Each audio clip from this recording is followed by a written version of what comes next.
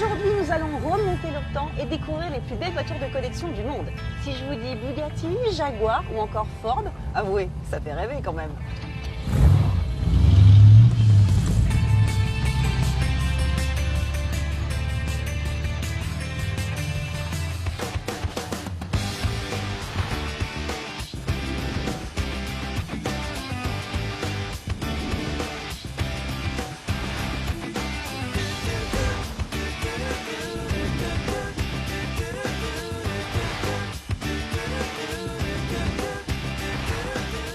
Dans cet épisode, plongeons dans l'univers fascinant des voitures de collection.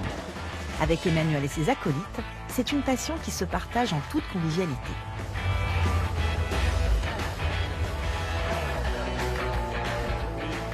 Nous, on les casse, nos voitures. On les casse gentiment, on les use. On roule avec nos autos. Voilà. Cyril, lui, est passé maître dans l'art de la restauration et de la création, vous verrez.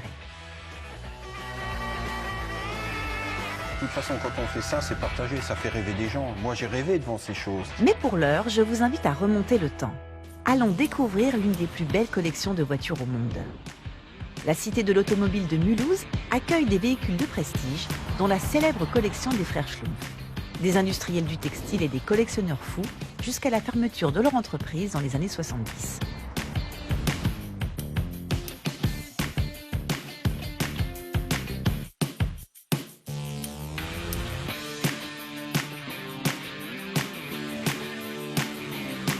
Avec plus de 450 voitures de rêve, les 100 marques les plus importantes de l'aventure automobile sont réunies sous nos yeux. Et l'une des plus célèbres est sans nul doute Bugatti. Et pour visiter ce temple de l'automobile, j'ai une copilote de choix, une grande passionnée qui a cela dans le sang. Je vous présente Caroline Bugatti. C'est pour moi, oui, la plus jolie Bugatti. Caroline est la petite fille du créateur de cette marque prestigieuse, née à Molsheim, à une centaine de kilomètres de là. Ah oui. Ah ouais. Ah mais c'est une collection exceptionnelle.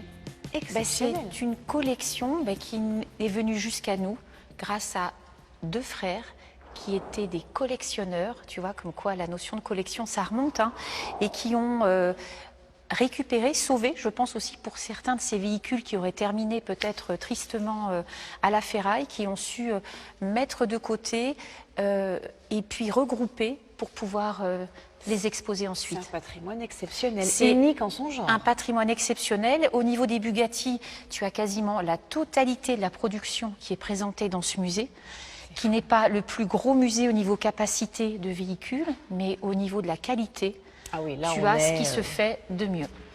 Alors, ces Bugatti, ce sont les réalisations de ton grand-père. Ben voilà, et là on est dans la partie donc un peu plus compétition, hein, puisqu'on a une belle ligne de Bugatti Grand Prix, ce qu'on appelle les culs pointus, et toutes ces Bugatti, dans leurs différentes versions, parce qu'en tout cas les modèles équivalents, ont participé à des courses. Alors tu étais particulier, tu avais quelques moyens, tu t'achetais une Bugatti et puis tu allais t'inscrire sur différentes petites courses régionales, et puis après tu as eu tous les grands prix plus importants.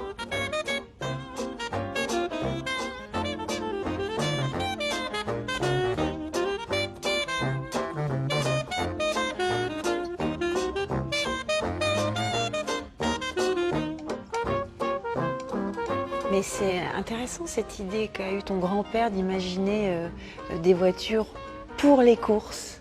Parce que c'est un petit peu ça quand même. Mais c'est une façon aussi, je pense, de se faire connaître. Oui, bah c'est réussi.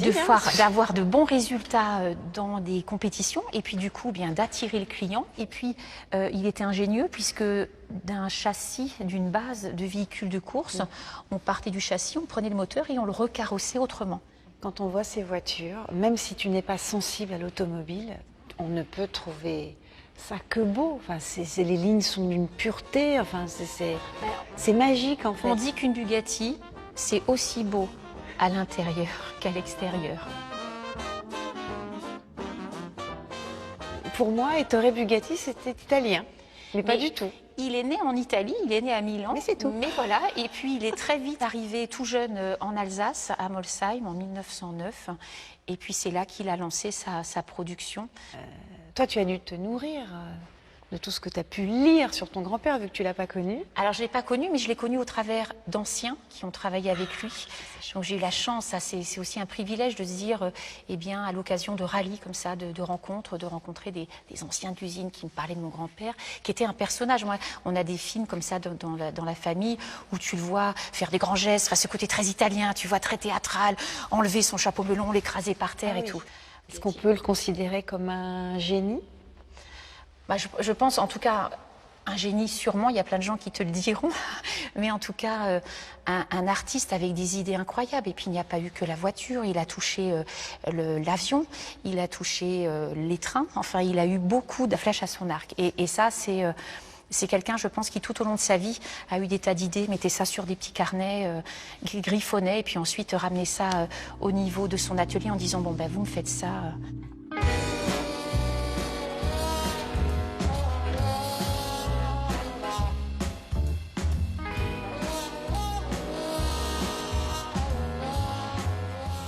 Ah oui, là forcément. Ben là, forcément, hein, on est on est devant la Bugatti Royale, le type 41. Il en existe 7 à travers le monde. Et celle-ci, c'était la voiture du patron. De ton grand-père. Voilà, le Roadster. C'est émouvant quand même, hein, parce que même moi, c'est pas mon grand-père, mais tu vois, moi, Ouais, de se dire... Ouais, quand même. Et puis, d'avoir eu aussi la chance de pouvoir rouler avec. Bien sûr. Ça m'est arrivé une fois, en plus pas n'importe où, sur les Champs-Élysées à Paris. Voyons. La voiture participait au concours d'élégance de Bagatelle, elle était là en guest star et on m'a proposé. Voilà. Ça fait partie des voitures les plus prestigieuses au monde. On peut dire ça, Ouais. effectivement. Mais à titre personnel, tu en as une, toi, de Bugatti? Moi, je roule dans un Bugatti 43. Ouais. Et tu crois qu'il serait envisageable que je fasse un tour dans une Bugatti? Je demande comme Écoute, ça, mais... Je te propose un truc. Ouais. Je t'emmène sur un lieu où Bugatti et la partie compétition ont quelque chose en commun. Je t'en dis pas plus. Ah bah oui, non, je voudrais quand même que la surprise soit Bien quasiment évidemment, totale. bien évidemment. Bon, bah écoute... C'est parti. Ouais, il y a... Mais celle-là aussi, je partirais bien avec aussi. Bon, dans la circulation actuelle, Oui. les mais sur créneaux, les les parkings, Champs-Élysées, mais sur les Champs-Élysées, ouais. c'est faisable, tout à fait. Ça me paraît bien. Et pour une surprise, c'est effectivement une sacrée surprise. Caroline m'emmène sur le plus grand circuit automobile de la région Grand Est, j'ai nommé l'Anneau du Rhin. C'est là que François Rinaldi, son PDG, a eu la gentillesse de mettre à notre disposition sa Bugatti Type 35. C'est un beau cadeau que tu me fais aujourd'hui quand même de m'emmener ici, sur ton lieu de travail. Ben, sur mon lieu de travail, en fait, un beau lieu de travail, hein, un circuit qui a 25 ans cette année. Ça fait combien de temps que tu travailles? 25 ans. C'est vrai, t'es arrivée... Je suis arrivée avec les bagages au tout début de la création du circuit. Et t'as commencé comme quoi? Ben, j'ai été très longtemps chef de piste. Et puis, Il devait y avoir beaucoup de femmes, hein, chef de piste. Ah ben, c'est clair, c'est un boulot qui est très féminin, le circuit automobile. Mais oui. Donc c'est très bien. D'ailleurs, on a une nouvelle chef de piste. Ben voilà, ça ramène un petit peu le côté Oui, féminin c'est bien. dans un milieu quand même très masculin. Je dirais comme la ligne de cette voiture, qui est très féminine quand même. Mais c'est une ligne très féminine et très Elle est aérodynamique magnifique. puisqu'on est devant un type 35 dans lequel je vais t'emmener. Hein. Ah bah attends, j'espère bien. D'accord, ok. Parce que si tu m'avais dit juste tu la regardes, je pense que j'aurais été un petit peu déçue. Mais par contre, tu vas jouer le rôle du copilote de l'époque, du mécano de l'époque, qui va m'aider pendant C'est vrai? les tours de piste en cas de besoin à me remettre le Moi, réservoir Je sous suis très pression. touchée parce que tu as déjà confiance en moi. C'est parce que je pense que comme on a le même Mais oui, blouson, c'est tu ça. te dis je peux avoir confiance en elle. Je pense que ça va le faire. Je pense que ça va le faire. C'est incroyable comme c'est effectivement petit. Pourquoi le volant il est à droite d'ailleurs? Alors le volant est à droite, comme d'ailleurs tous les véhicules de cette époque. Pourquoi? Parce que d'abord il y avait beaucoup moins de circulation Oui. dans les années 20 qu'actuellement et que les routes n'étaient pas en aussi bon état que nos routes actuelles. Donc il valait mieux voir ce qui se passait sur le bord de la route que de voir ce qui arrivait en face de toi. Bon, petit cours de mécanique Bugatti. Je vais te faire un petit cours. Donc tu vas... Pour pouvoir la démarrer, eh bien, il va falloir mettre dans un premier temps le réservoir sous pression. Donc Non, tu as attends. ici la pompe et avant d'activer la pompe, tu vas juste remonter le petit robinet qui est en bas. Voilà. Celui-ci, Et puis maintenant tu pompes comme les comme les Shadoks. Shadocks. Et moi pendant ce temps, je vais ouvrir ici. C'est pour amener l'essence, c'est ça, de mettre le réservoir sous pression.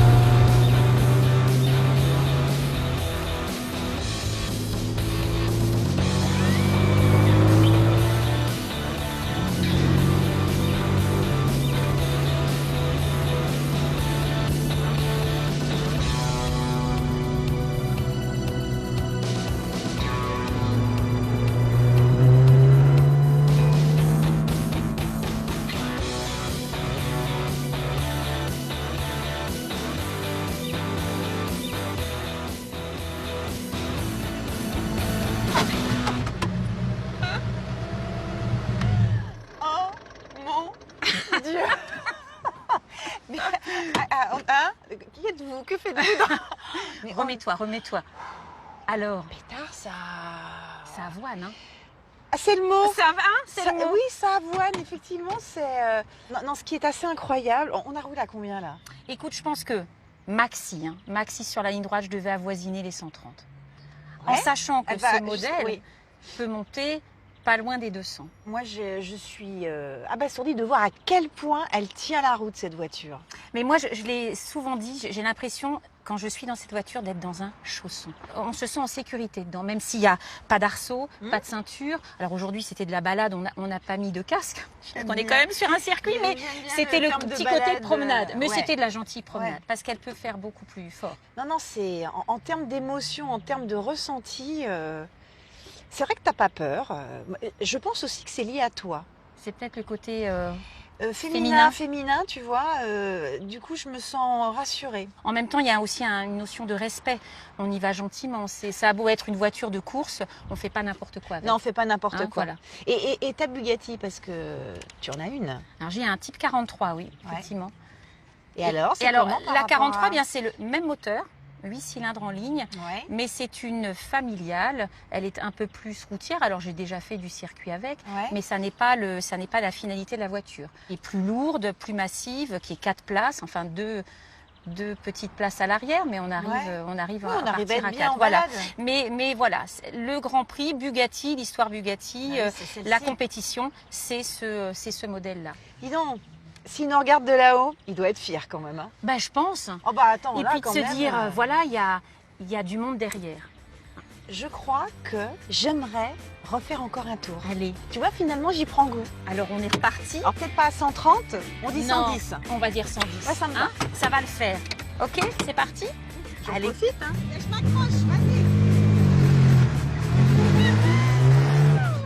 Après un dernier tour de piste, Caroline me conseille vivement de me rendre chez un autre collectionneur, Cyril Gauthier. Et pour la petite histoire,